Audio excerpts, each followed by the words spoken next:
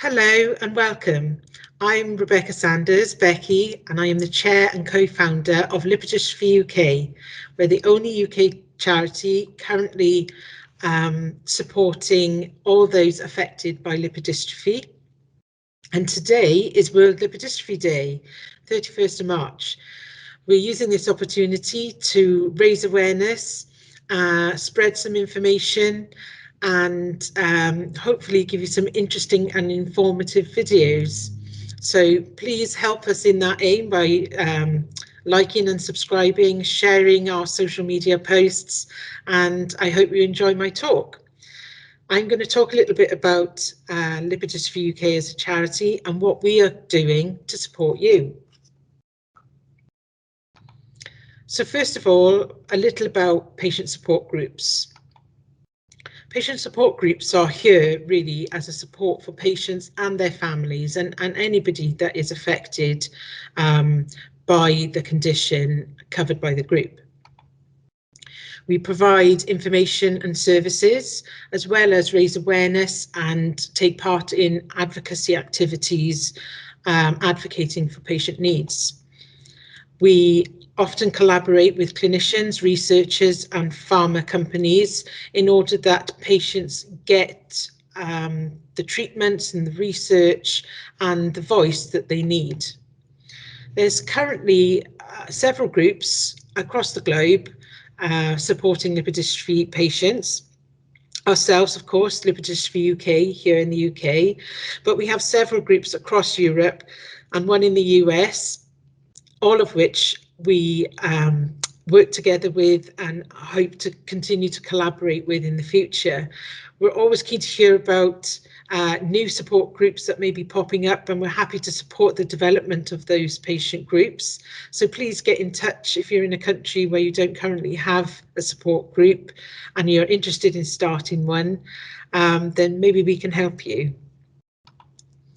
So, Lipodystrophy UK, who are we? Well, first of all, there's me, as I mentioned, the chair and co-founder. I was diagnosed myself with familial partial lipodystrophy type 2 or Dunnaghan variety in 2000. I'm a research scientist in the field of molecular biology for over 12 years, and that really helps me gain an insight as to the genetics behind the condition and the metabolic aspects of the condition, which really gives me a foot in both camps, both as a patient and as a scientist. And I think that really does help with communication between the two groups. I've been involved with various activities related to patient advocacy, education and awareness for a number of years, well, 12 years at least. And I have an elected position as a patient group representative on the ECLIP board, and ECLIP is the European Consortium of Lipodystrophies. In addition to myself, we have another Becky, Becky Smith. She is a trustee on our board and herself was diagnosed with familial partial lipodystrophy type 3 in 2017. She's a web developer and runs her own blog about diabetes and healthy eating, and she is experienced in various media outlets. This means that she's our website media wizard, and she does some fantastic work to help bring messages via social media, and is currently working very hard on our website, developing and supporting us in that. Then we've got Siobhan. Siobhan is also a trustee, diagnosed with familial partial lipodystrophy in 2017. Recently, 2 out of her 3 children have also been confirmed to carry the gene. So she has a real vested interest in making sure that patients are supported and lives are made easier. She does a wonderful job juggling family life with running her own business and is the chair of the school PTA. She's really organised and proactive, which is just what we need, and she's experienced in fundraising and promotions, so she's a great asset to the team. We also have Rachel Sanders. She's my sister, my twin sister, and she acts as treasurer as well as trustee for the board. She was diagnosed with familial partial lipodystrophy type 2, done again, same as me, in 2001 following my diagnosis.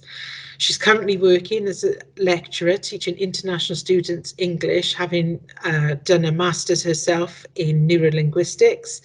And she has extensive experience running her own business, and so is really well placed to manage the finances of the charity and has some really good insights and support for the team. And finally, but not at all least, we have Claire Adams, who's a trustee for the board.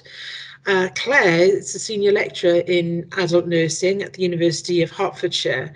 Between 2007 and 2020, she worked as a specialist and research nurse for the Severe Insulin Resistance Service at Cambridge University Hospital. And I'll speak a little more about that clinic shortly. They are a clinic we work closely with because they treat lipodystrophy patients. But because of that role, that's how we met, and she has worked alongside Lipodystrophy UK for a number of years now, and again is a fantastic asset and has a real insight into the workings of clinical practice. So now I just want to tell you a little bit about some of the advocacy projects that we've got. So there's several things going on, all of which are very exciting, but the most exciting and recent one to talk about is Metroleptin and the approval by NICE for the provision of Metroleptin on the NHS. So this has been a really long drawn out process, started way back in 2017, where we then had an opportunity as patient expert and patient support group experts to submit evidence as part of the submission that went alongside submissions from pharmaceutical company, from Addenbrooke's Hospital as specialist centre. And following that submission, we had our first committee meeting back in June 2018, and we had to wait a little while.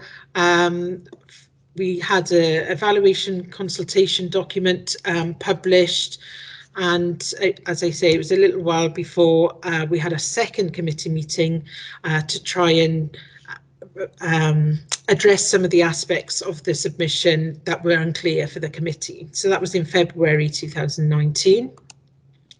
Then waited a little while longer till June, and that was when the final evaluation document, the FED, was published, preliminary. And unfortunately, on this occasion, NICE did not approve Metroleptin for the treatment of lipodystrophy patients. So this was a real blow to obviously ourselves as the charity, but more importantly to the community.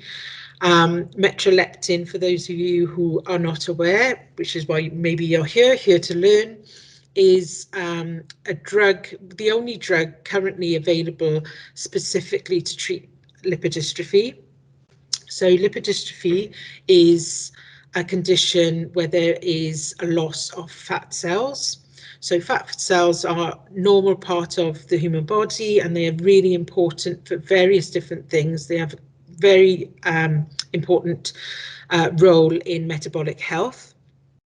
And in lipodystrophy conditions, there is a loss of those cells, and that can be a generalized loss, so a loss all over the body, or a partial loss, so a partial loss across the body, and that tends to happen in different areas of the body. For example, the extremities, so the arms and legs may lose fat cells, and sometimes that also comes with a redistribution of fat cells in other places. So you may have very little fat on your arms and legs, but lots of fat cells around your face and neck, or on your belly.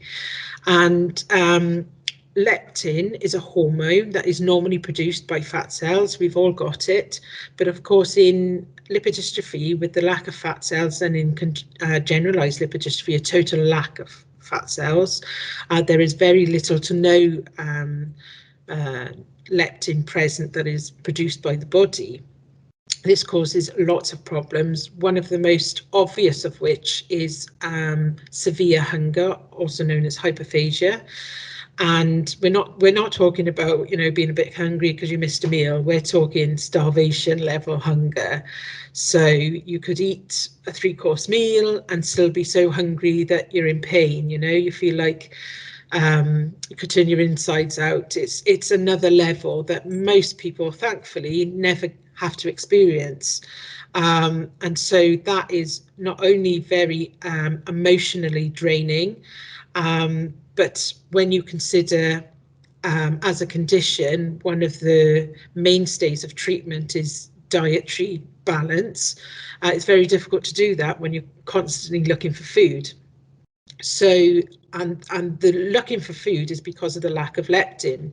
So this drug, Metroleptin, is a hormone replacement therapy, very much like insulin is a hormone replacement therapy for diabetics. And by replacing this hormone, it regulates appetite and has wonderful benefits for metabolic health, lots of knock-on benefits. So Metroleptin has been the only light in a very dark tunnel that offers real solutions to patients in terms of their quality of life and taking care of their metabolic health. So when we got this negative decision from NICE, as I say, it was a real blow, really upsetting. And immediately, Lipodystrophy UK launched an appeal process officially through NICE, and also by raising awareness through our social media channels, etc., to try and get as many people as possible involved in that discussion. And we worked hard campaigning, talking to all the stakeholders. So that would be NICE themselves. It would be Addenbrooke's Hospital in Cambridge, which is the specialist centre, which I'll talk a little more about in a minute. And also the pharmaceutical company involved, trying to get everyone around the table to have a discussion to see what we could do to get the right outcome for patients. So thankfully, because of those discussions, we got an appeal submitted, but in the end that wasn't needed because NICE decided that we could cancel the appeal and instead we would move forward with a reconsideration step, which was an opportunity to add additional submission evidence, and was followed by a third committee meeting. Now, the submission evidence is really important because what that does is give scientific evidence, medical evidence that this drug is having a positive impact on patients, on their well-being, their quality of life, and their long-term prognosis, which when you're dealing with a rare disease, and lipodystrophy is currently classified as an ultra-rare disease, with, you know, 1 to 5 in a million people across the globe affected. It's really difficult to get lots of evidence that this drug is helping people when, 1, there are so few people with lipodystrophy in the first place, and 2, it's not freely available to everybody because it's not approved for treatment. So the pharmaceutical company involved did provide Metroleptin to a number of named patients on a compassionate basis, and it was through those small numbers that we were able to gather data that we could present to the committee. So cutting a very, very long story short, in February of this year, 2021, we were delighted to get a positive decision from NICE that they were approving Metroleptin for the treatment of lipodystrophy. So this was a really exciting milestone, such an achievement, and you know, it really goes to show the input that we got, not just from the stakeholders I already mentioned, NICE, Addenbrooke's, the pharmaceutical company, but also the patients and the community, because as a charity, we reached out to our community to try and get as much support as we could, whether that was in people answering surveys, filling in data submissions, so that we could really show the NICE committee what this meant for people, not just numbers, not just the clinical results, but what it means for people and what benefit it does have. and this drug has been life-changing. It literally saves lives. So the fact that we had a part to play in making it available to patients is just fantastic.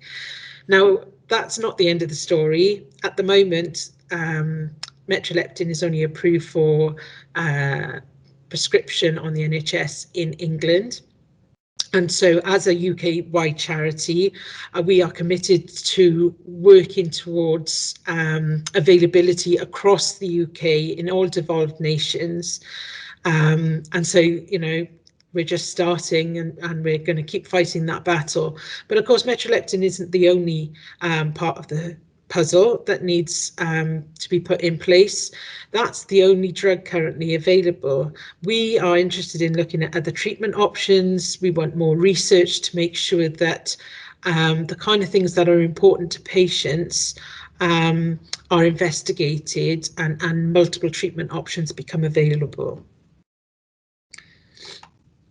So, additional advocacy projects that we've been working on for some time include body image projects. So, as I mentioned, lipodystrophy is a lack of fat cells, subcutaneous fat, which means fat under the skin.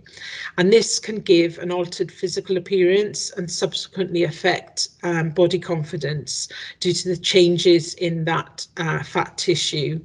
And this can really contribute to mental health of those affected. People often have low body confidence, and as a result suffer anxiety. And this is something that more and more is coming out as one of the things that patients really struggle with. So we want to do what we can to support them. We have been working for a number of years, as I mentioned, with Addenbrooke's Hospital, but also with another UK charity called Changing Faces, to develop a body image workshop.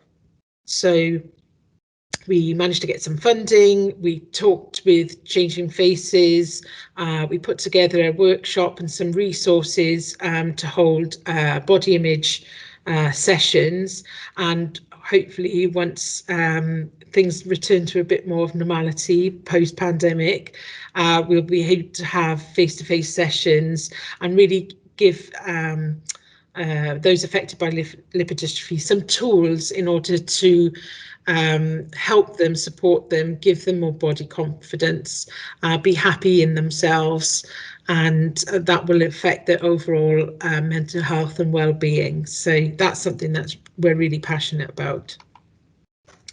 We've also joined the Appearance Collective, which is associated with the Centre for Appearance Research. And you'll see here on our YouTube channel, we have a video from Fabio from the Centre of Appearance Research. So I really recommend that you listen to that.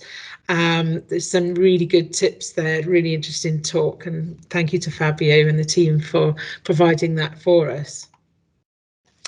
So yes, as I said, you know, our aim really is to improve the psychological impact of changing appearance and to improve body confidence.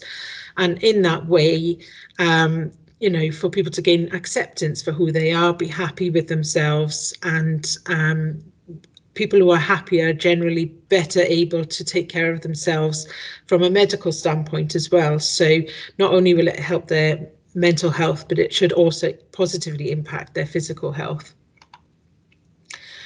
One of the key things that we feel as a charity is really important is that research should be patient-led. So what I say when I speak to researchers and clinicians and funding bodies all the time is listen to what patient needs. Listen to what we want in terms of research.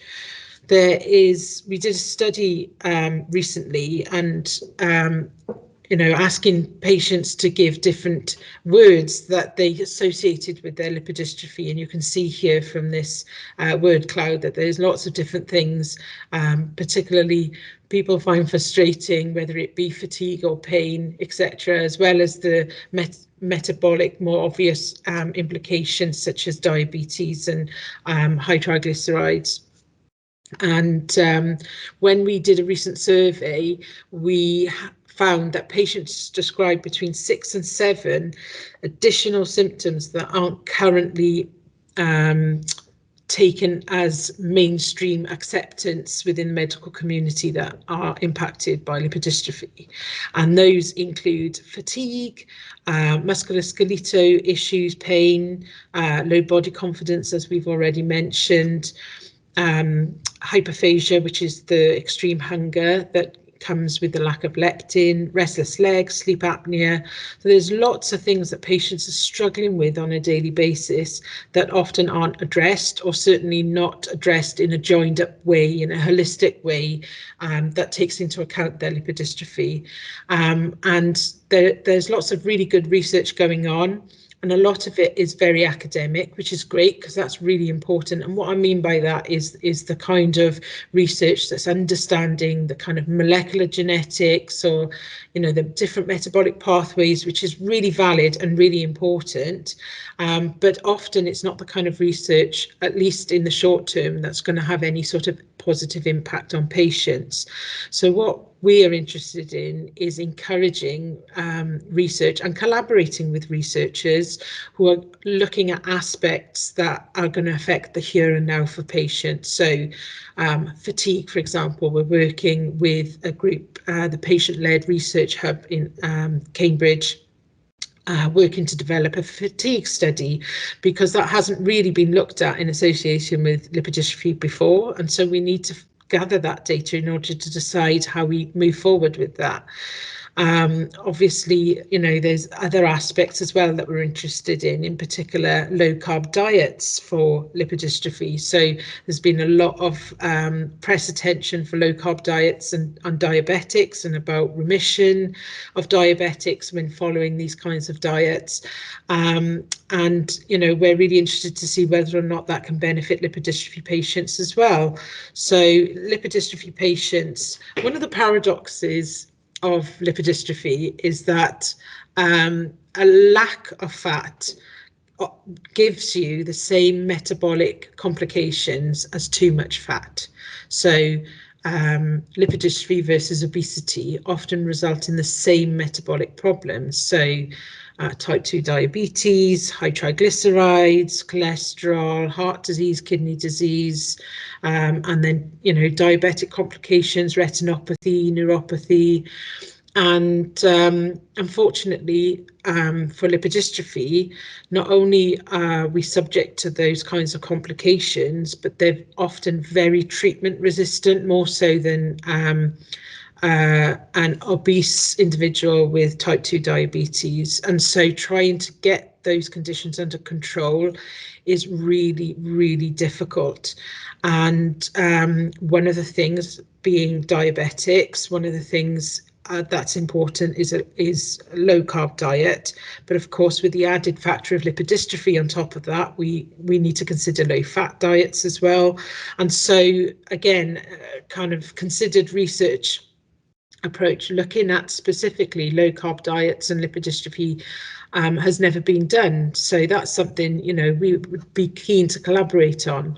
And then again, pain is something that patients all over really suffer with, particularly muscular pain, but all sorts of pain, and to the point where, you know, people are suffering chronic pain conditions, and it really debilitates their mobility and the day-to-day activities. So we're really keen to advocate for anybody who's interested in looking into lipodystrophy, and would encourage you to get in touch so that we can work with you on that.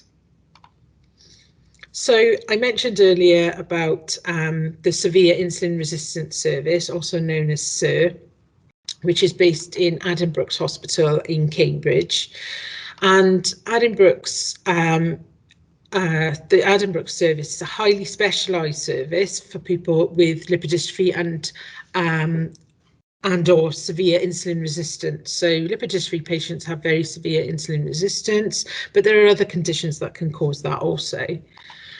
Addenbrooke's is currently the only UK national service, which was commissioned in 2011, and it sees patients from all over the UK. They have both adult and children's services, And they are multidisciplinary teams, so they've got research nurses, specialist nurses, dietitians. They have fantastic administration support staff, and obviously the clinical consultants and clinical fellows. So they have a large team all dedicated to supporting patients with lipodystrophy and other severe insulin resistance conditions. As I mentioned, being the only national service, they're also the only centre in England currently permitted to prescribe Metroleptin therapy for patients with lipodystrophy. So any lipodystrophy patient that would like Metroleptin therapy would need to go through Addenbrooke's to do that. So they're really crucial in supporting our community. So the aims of the service, just very briefly to give you a kind of oversight, is that they provide a diagnosis wherever possible. They provide targeted specialist treatment interventions that, as I mentioned before, that includes dietary interventions and also drug therapies. And like ourselves, they continue to try to raise awareness of severe insulin resistance conditions and lipodystrophy as a clinical problem within the medical field, in diabetes clinics, across the country, so that more clinicians will recognise potential patients and either refer them or, do investigative tests themselves, so that people are getting the right diagnoses. And also educating patients and their relatives and local health carers. They have a specific set of referral criteria, and for people with severe insulin resistance and or lipodystrophy. There are particular insulin receptor mutations, which, if they have been identified, these syndromes have been identified in a patient, then that would be classified as positive referral criteria. Also, if you've had a clinical diagnosis of lipodystrophy. So lipodystrophy has both inherited forms and acquired forms. So the acquired forms don't have inherited component. So obviously in that case, it's difficult. You wouldn't be able to provide a genetic diagnosis of lipodystrophy. And there are also inherited forms of lipodystrophy where the genetic mutation is not known. And so for the most part, having a clinical diagnosis of lipodystrophy is more than enough, certainly to get yourself referred to the specialist service. And so that would, what a clinical diagnosis means is based on blood work. So you're looking at your insulin levels, maybe your leptin levels, your HbA1c, your triglycerides, looking at your weight and your body shape, that kind of thing. And then in addition to that, someone who has unexplained severe insulin resistance, so for example, if they've got a BMI of less than 30, but they also have either acanthosis nigricans, which is a darkening pigmentation of the skin, often in folds of the skin, so such as the necks, under the arms, in the groin, in the crux of your arm, that kind of thing, and or severe hyperinsulinemia. So that means having very high levels of insulin in your bloodstream. So one of my top tips is to speak to us for further information for referring clinicians. If you've got a GP or a consultant that thinks you may have lipodystrophy and would be willing to refer you, then let us know, get in touch, and we can provide the right information to them. And on that note, how to get referred, you get referred via your consultant, so either your diabetes specialist, your endocrinologist, etc., who would be willing to refer you. You can also get a referral directly from your GP, and you can also refer yourself. So it's preferred that that you go through the consultant route or the GP route. But of course, sometimes it's difficult to be persuasive in an argument when a clinician doesn't maybe understand or hasn't heard of lipodystrophy. So if you feel that you're at your wit's end and you feel that you have justification for a referral but can't get one, you can refer yourself, but they will ask you to provide a medical history in order to substantiate that. Further details for patients or referring clinicians can be found on the services website, and they also have an email address, insulinresistantservice@adambrooks.nhs.uk. So you can get in touch by either of those routes, or as I said previously, you can get in touch with us and we'd be more than happy to give you the right information or refer you on. And the last thing I wanted to talk about is patient pathways. So again, this is something that we're very passionate about. We want to ensure that all patients, no matter where they live, whether that be in the UK or different areas of the UK or in different countries, different regions of the globe, that all patients with lipodystrophy get the same level of care. They get consistent treatment, they get reasonable diagnostic journeys, you know. So rare diseases often have much longer pathways to diagnosis than other conditions. Because they're rare conditions, they wouldn't necessarily be the first thing that's thought of. And also, you know, medics are people too, they can't know everything about everything, so sometimes things get missed. As a result, rare disease charities estimate that patients with rare diseases can wait on average 7 years for diagnosis, the accurate diagnosis, and often there's a lot of misdiagnoses along the way. And that can be a lot longer. Certainly with partial lipodystrophy, that can be someone getting their first official diagnosis in their 60s, having had the condition from birth. So there are very just different reasons for that, but one of the things that will help with increasing the speed at which the right diagnosis is achieved is by raising awareness in the medical community as well as elsewhere, so that lipodystrophy is thought of as a potential option when clinicians are unsure what the diagnosis may be. So obviously that presentation and the measuring of symptoms and clinical investigations are part of that diagnostic journey, and often that will result in referral to a specialist centre. And, you know, as I said, Addenbrooke's currently is the only national specialist centre for the treatment of lipodystrophy and severe insulin resistance conditions. But it would be great if we had more specialist centres across the UK also able to prescribe Metroleptin to patients with the right expertise to be able to help those patients. Once you get a diagnosis, no matter how long that journey takes, once you've got your diagnosis, then you've got an opportunity to look at treatment options. As I mentioned previously, diabetes is something that's very common within the community, and unfortunately is highly treatment resistant. So often people who haven't received the correct lipodystrophy diagnosis will be labelled as an uncontrolled diabetic, that someone who isn't working very hard to control their diabetes, and if only they could just lose a bit of weight.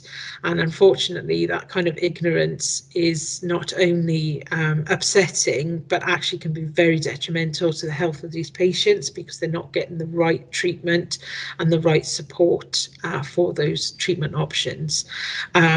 So as I mentioned, most of the treatments currently available are just to manage symptoms. So there's dietary intervention. All of us, no matter what conditions we may or may not have, should be trying to live a balanced, you know, reasonably healthy, balanced diet with exercise. That's not always achievable, and for different reasons. But it's particularly important in lipodystrophy because of the metabolic disturbance in fat storage, and then the added complication of the diabetes and carbohydrates on top of that. So that is really, you know, the first line of defense. The other treatment options tend to be diabetes related, so the kind of complications diabetics would suffer from, needing to inject insulin, having high triglycerides, high blood pressure, etc.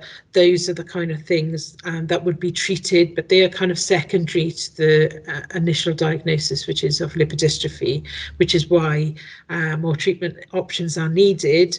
But certainly the ones that are available should be used to the best of their ability to help patients when they have the right diagnosis.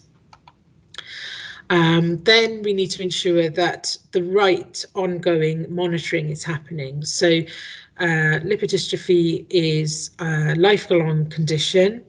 It's a progressive condition, which means it will get worse over time.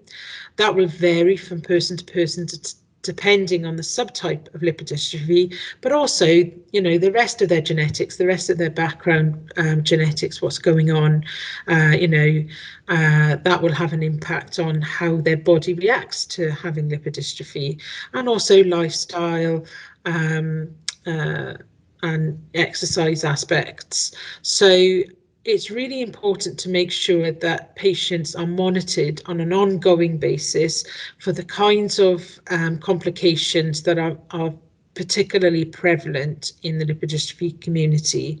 And for a starter, that would include cardiovascular disease, kidney and liver disease, and then other complications of diabetes such as retinopathy and neuropathy. So it's really important that patients are getting regular cardiac workups, liver function tests, obviously the basic blood tests looking at HbA1c, glucose levels.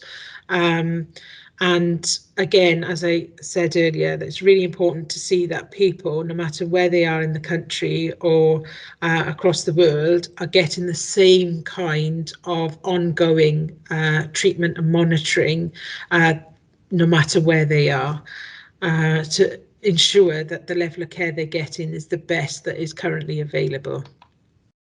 And then finally, as I mentioned, it is a progressive disease. There will be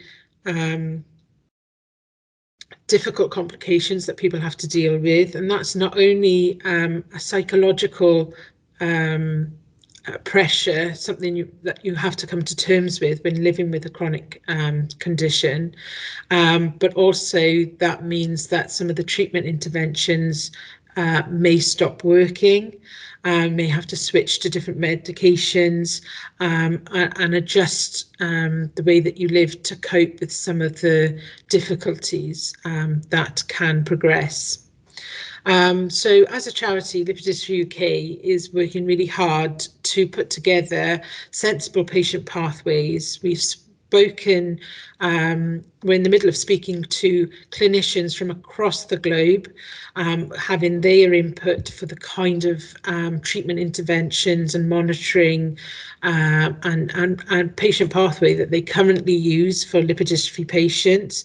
We're comparing them across different countries, and we're also going to be speaking to patients to see what they want and what they feel they need, or what's missing, or what has been done well and what should be done, continue to be done. We want everybody to get involved in that discussion, because that way we will have the most appropriate and comprehensive pathway that will really benefit patients. So that's it from me. I just want to say thank you for listening. Please support us, raise awareness, share your L for lipodystrophy, share our Facebook, Twitter feed, Instagram, and our YouTube videos. Share the links and like and subscribe, and hopefully you've learned a little bit about lipodystrophy. You have a bit of a better understanding, and you can help continue to support us. So thank you very much.